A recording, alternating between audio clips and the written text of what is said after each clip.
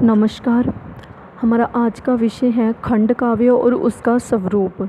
इससे पहले हमने जो क्वेश्चन किया था महाकाव्य का किया था, ठीक है। उससे पहले हमने किया था प्रबंध काव्य, और जी उसकी ही शाखा है प्रबंध के ही जो दो आगे जो भेद हैं, महाकाव्य और खंड काव्य, ठीक है। ठीक है, ये देखो ये किसके वेद हैं, प्रबंध काव्य की है। जो हमने पढ़ा ना प्रबंध काव्य किसे बोलते हैं, बाद में महाकाव्य कर लिया, महाकाव्य किसे कहते हैं। आज हम करेंगे खंड काव्य के। खंड काव्य क्या है, ये क्या होता है। तो देखो खंड काव्य है कि पहले तो ये देखो खंड का अर्थ क्या होता है। खंड काव्य, ठीक है। खंड अर्थात टुकड़ा या भाग, ठीक है। इसका अर्थ ये है भाग या टुकड़ा। अभी पढ़ो, खंड काव्य प्रबंध काव्य का ही एक रूप होता है, परंतु इसका कथानक इतना विस्तृत नहीं रहता जितना महाकाव्य के। इसका कथानक कितना इतना विस्तृत नहीं होता जितना किसका होता है, महाकाव्य का। हमने कल पढ़ा था ना कि महाकाव्य में है जो कथानक है वो विस्तृत होता है, लेकिन इसमें इतना विस्तृत नहीं होता जितना महाकाव्य का होता है। महाकाव्य एक जिसमें सारा का सारा पूरा का पूरा लिखा जाता है सभी पक्षों के बारे में, ठीक है। तो यहाँ पर क्या है, इसका जो कथानक है, ठीक है, जो हम कथा वस्तु लेते हैं वो इतनी बड़ी नहीं होती जितनी कि महाकाव्य की होती हैं, क्योंकि इसका अर्थ ही है खंड काव्य, अर्थात ये उसका भाग है एक। इसकी रचना किसी के जीवन के एक अंश को लेकर ही की जाती है। देखो इसमें क्या है, इसकी रचना की जाती है किसी के जीवन के एक अंश को लेकर। अब खंड का अर्थ क्या था, हमने भाग पढ़ा, ठीक है। अंश भी हो सकता है, एक अंश है, उसका हिस्सा है। तो यहाँ पर क्या है कि इसकी रचना किसी के जीवन के एक अंश को लेकर ही की जाती है। अब महाकाव्य में क्या था, हम क्या करते थे, हमने कहा था ना सभी का पूरा उसका जीवन विस्तृत होना चाहिए, लिखा होना चाहिए, सभी अंशों का समावेश होना चाहिए उसमें। लेकिन ये क्या है खंड काव्य में कि उसके जीवन का एक अंश ही ये लेकर चलती है, परंतु वह अंश अपने में संपूर्ण होता है। वो अंश क्या है जो हम लेकर चलते हैं कोई एक, वो क्या है संपूर्ण होता है, अपने आप में पूरा होता है। संभवतः विस्तार के इसी अभाव के कारण खंड काव्य को 8 सर्ग से कम का होना चाहिए। कितना होना चाहिए, 8 सर्ग से कम का, ठीक है। आगे आता है, आचार्य विश्वनाथ ने खंड काव्य का स्वरूप स्पष्ट करते हुए कहा है, एक ही सर्ग से युक्त। कितने सर्ग होने चाहिए, एक ही सर्ग, ठीक है। एकार्थ का व्यंजन, किसके अनुसार है, विश्वनाथ के अनुसार। एक ही सर्ग से युक्त, एकार्थ का व्यंजन और संधि और नियमों से हीन। इसमें संधि और नियम नहीं है, ठीक है, उनसे हीन। एक देशानुसार काव्य खंड होता है, ठीक है। एक देशानुसार काव्य क्या होता है, खंड काव्य होता है। इसी परिभाषा को ध्यान में रखकर कुछ विद्वान खंड काव्य को एक देशानुसारी भी कहते हैं। क्या कहते हैं, एक देशानुसारी।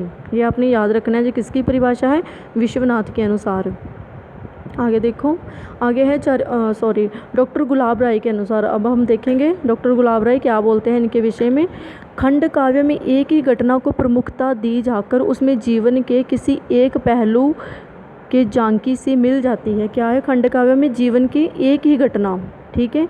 महाकाव्य में क्या था, संपूर्ण घटनाएं होनी चाहिए, सारी की सारी। जैसे रामचरितमानस में सारी घटनाएं राम से संबंधित हैं, लेकिन जो खंड काव्य है वो क्या है, जीवन की सिर्फ एक घटना होती है इसमें, ठीक है।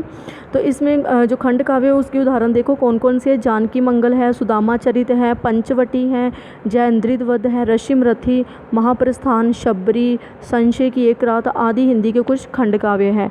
आपको एक लगा हुआ है जो पोइट्री की बुक कुरुक्षेत्र, वो भी एक खंड काव्य है, ठीक है। आप उसमें पढ़ेंगे कि उसमें जीवन का सिर्फ एक ही अंश है, संपूर्ण उसमें नहीं दिया गया महाभारत के बारे में, ठीक है।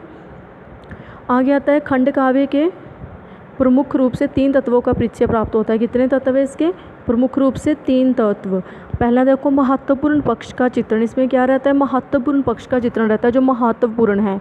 महाकाव्य में क्या होता है, सभी, ठीक है, संपूर्ण जीवन का चित्रण है, छोटी छोटी घटनाओं का भी चित्रण है, ठीक है, गौण घटनाओं का चित्रण है। लेकिन इसमें क्या है, सिर्फ महत्वपूर्ण पक्ष का चित्रण रहता है।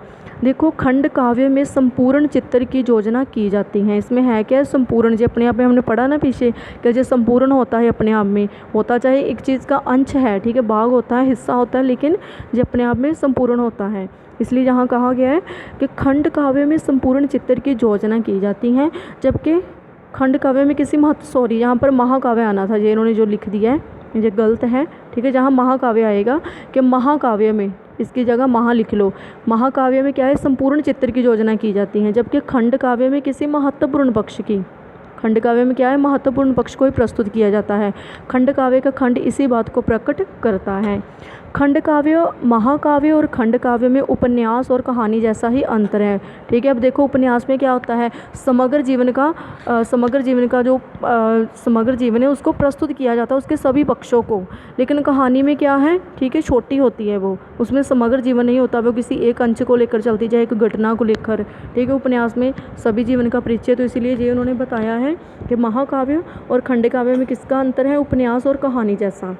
खंड काव्य में जीवन में जुड़ी तरह तरह की कहानियाँ नहीं होती। ठीक है, ये देखो तरह तरह की कहानियाँ नहीं होती, बल्कि कवि अपनी कुशलता से अनुभूति के एक ही पक्ष का मार्मिक चित्रण करता है। इसमें क्या होता है, एक ही पक्ष रहता है। और महाकाव्य में क्या है, सभी पक्ष होते हैं, लेकिन खंड काव्य में एक ही पक्ष होता है। आगे देखो, सर्गों की कम संख्या, इसमें क्या है, सर्गों की कम संख्या रहती है महाकाव्य के मुकाबले। महाकाव्य में 8 या 8 से अधिक सर्ग होते हैं। ठीक है, कितने होते हैं, 8 या 8 से अधिक, जबकि खंड काव्य में 7 तक सर्गों की संख्या सीमित रखी जाती है। 7 तक, 7 होने चाहिए, इससे ज़्यादा नहीं होने चाहिए। अगर इनसे ज़्यादा हो गए तो वो महाकाव्य की श्रेणी में चला जाएगा।